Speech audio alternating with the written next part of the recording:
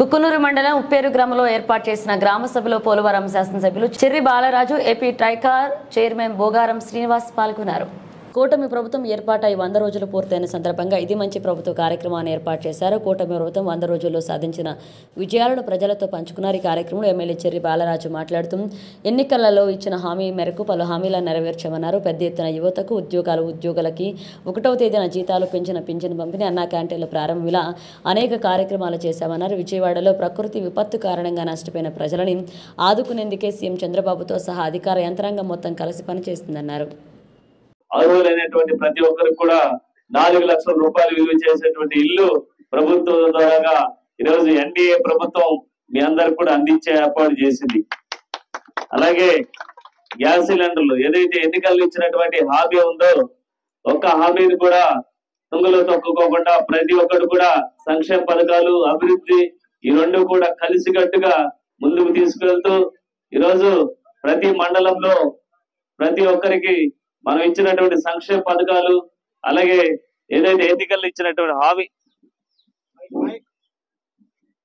ఇచ్చినటువంటి హామీని నెరవేర్చే విధంగా ఈరోజు ఎన్డీఏ కూటమి ముందుకు వెళ్తుంది. ఉచితంగా గ్యాస్ సిలిండర్లు మనకి మహిళలకి ఇస్తామని ఆ రోజు ఎన్నికల్లో హామీ ఇచ్చాం. మనకి దీపావళి పండుగ నుంచి ఏదైతే కనెక్షన్స్ ఉన్నటువంటి ప్రతి ఒక్క మహిళలకి గ్యాస్ సిలిండర్లు ఉచితంగా ఇవ్వబడతాయి.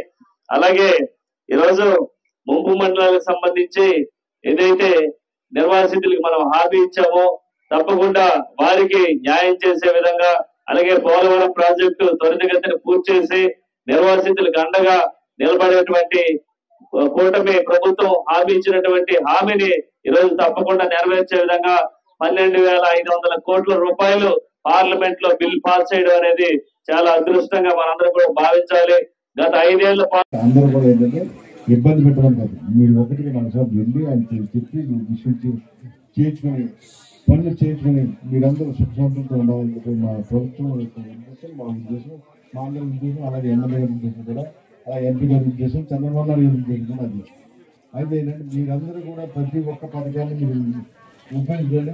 ప్రతి ఒక్క పథకం కూడా వస్తుంది, ఖచ్చితంగా వస్తుంది.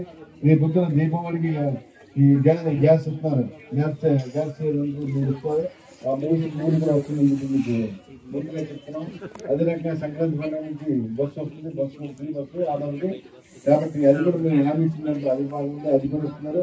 కాబట్టి మీకు అన్ని రకాలుగా సూపర్ 6 అని భాగంలో ఏ రకంగా ఈ మొత్తం ఈ మండలం మొత్తం తిరిగి చెప్పాము. అంటే మొత్తం మన